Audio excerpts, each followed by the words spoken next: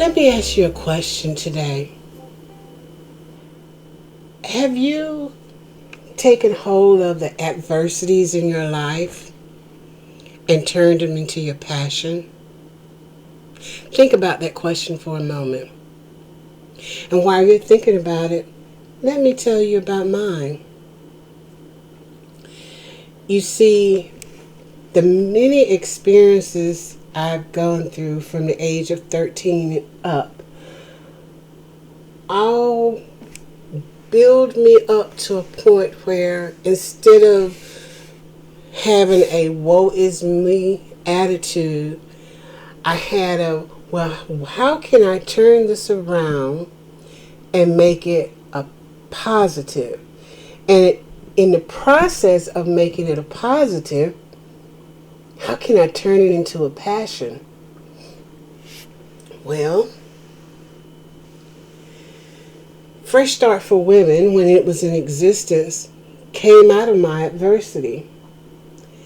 It came out of that young girl who wanted to be liked by everyone, putting herself in a predicament where she ended up being gang raped when she was 13, or when she allowed men to use her in ways that were not good, or where she went to bed. I'm saying she, but I'm talking about me. When I went to bed at night sometimes and cried myself to sleep because I was so lonely and felt unloved and ugly, and just all those things that just came together to make me feel worthless, lower than dirt. I never forget there was a time when I was going through my first divorce from my children's father that he told me no one else would ever love me. And I believed that. Except for my two boys, of course, But that's a different kind of love. But wanting to have someone that hold you and walk with you and protect you, caress you, look out for you, that was missing. And so I found myself being really down on myself. And I only began to come out of my shell as I got a little bit older, and I decided one day that enough was enough and I needed to stand up for myself. Now, it's not easy doing that when you, for so long, you've allowed others to dictate what you think, what you wear, how you should look. It takes a lot to get past that. And it's not something that happens overnight. You got to start having faith in yourself. And that's something that took a long, long time for me to get to. But it was worth it. Because I began to recognize when my boys were 9 and 10 years old that they began to observe a lot more things that were happening in my life. So it was important for me to show them how not to treat someone. So the only way I could show them the right way was for them to see that. For them to see that I would speak up for myself, that I would stand up for myself, and that I would not let the abuse and neglect I'd gone through color the way they would treat others in their life. It's a fine line trying to be a mom to boys,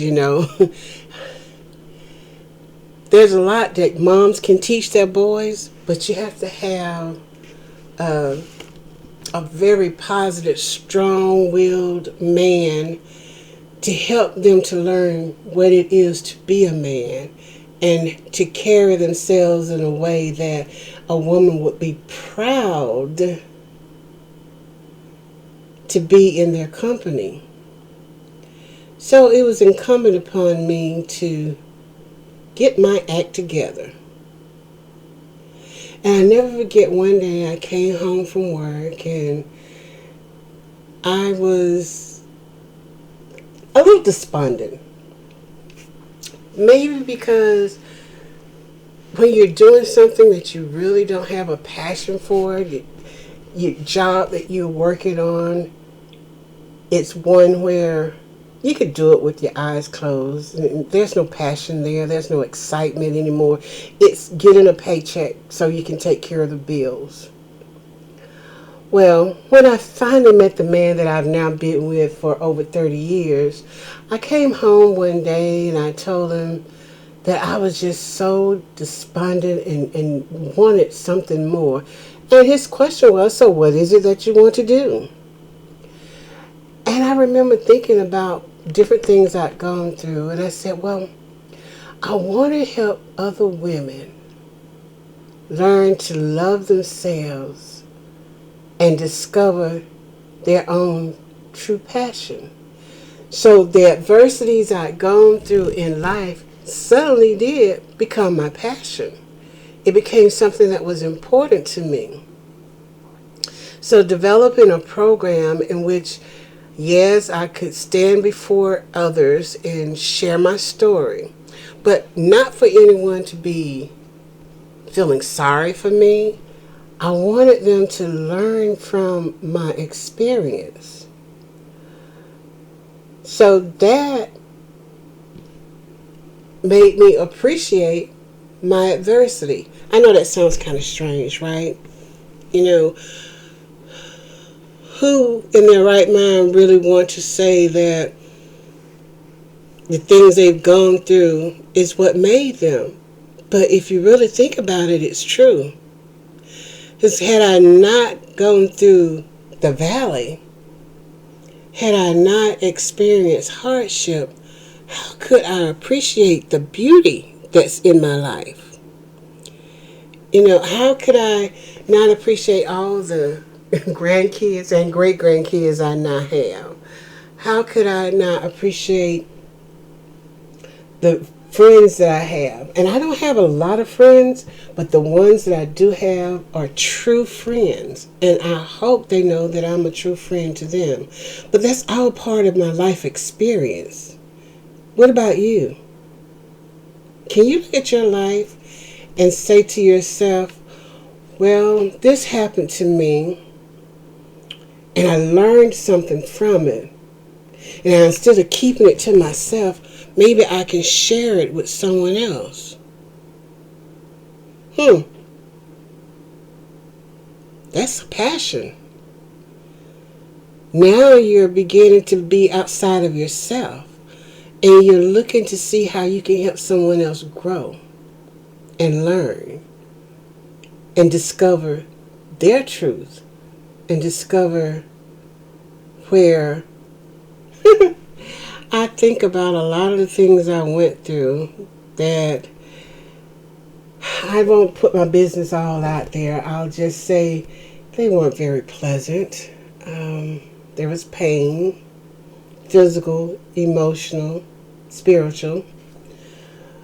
But it also taught me how to forgive and how to love. And that's something that the adversity helped to give me. You know, you can't have joy without pain. I don't care what anybody tell you. And this life we live in, it's not meant to always be rosy. But you can walk through it with your head held high.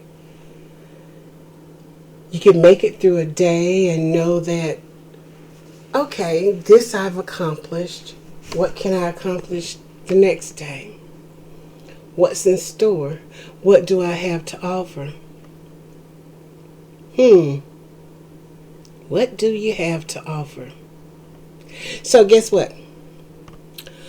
Pull out your journal, and I want you to ask yourself that question. What experiences, what adversities have you faced in life that you now can share with others in the hope that they don't have to go down the same road that you do? You know, if you could go back in time at any point in your life, what point would you stop at and re-examine to see the lessons that might have been there waiting just for you? I know for me, one of the things I discovered is I love to write. And that's why I have self-published 4 books now. But writing is like medicine to me. It soothes me. And when you get things out of you, believe it or not, you have room for something new to come in because you get rid of the junk when you're putting it to paper, or in today's times you record it and you put it away, or you type it on your computer, your tablet, or whatever the case may be. But by doing that, you leave room for something new to come along. Don't you want that to happen for you? I hope you do. In any case, think about your life. What passions do you have? What is something that when you wake up in the morning, you think about it, walk through the day and you think about it, and when you go to bed at night, that's one of the last things you think about? Is it something in there that could awaken your entrepreneurial spirit?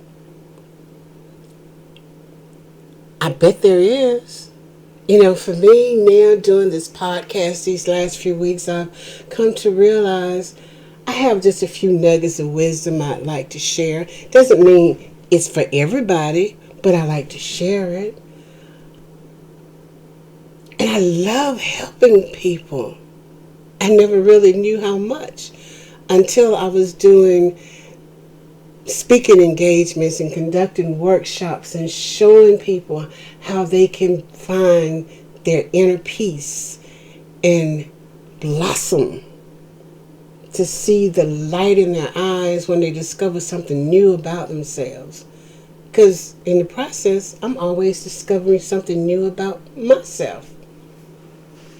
And I figure as long as I'm breathing, I have an opportunity to learn something. So I want to challenge you. Challenge you today. Take that journal, think about your life, and think about what it is that you would like to accomplish in your lifetime. What legacy would you like to leave behind for your family, for your children, your grandchildren, sister, brothers, whatever the case may be? What do you want to leave on this earth for those to know you walked through this earth? You didn't just exist. I challenge you to look at that and to think about that. You never know what may come of this exercise.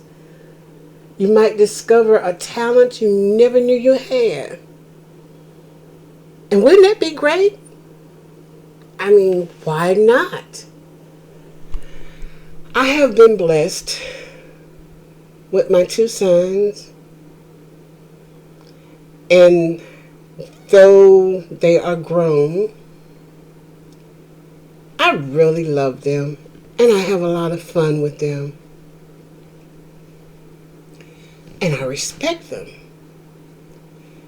for they do the very best that they can each and every day, and I'm very proud of them. So that's part of my legacy. What do you want to leave behind? Write it in that journal. And look, don't forget, as always, send me a note. Email me and let me know what you're thinking. Let me know if there's a subject that you'd like to discuss. Who knows, I may have a special guest on one day and we can talk even a little bit more. But in the meantime, turn your adversities into a passion. You'll be happy for it. I promise you will. Talk to you soon. Enjoy your life. Email me, joyousj57@gmail.com. Let's talk. Let's see what's around the bend. Remember, your passion can come from any adversity if you're willing.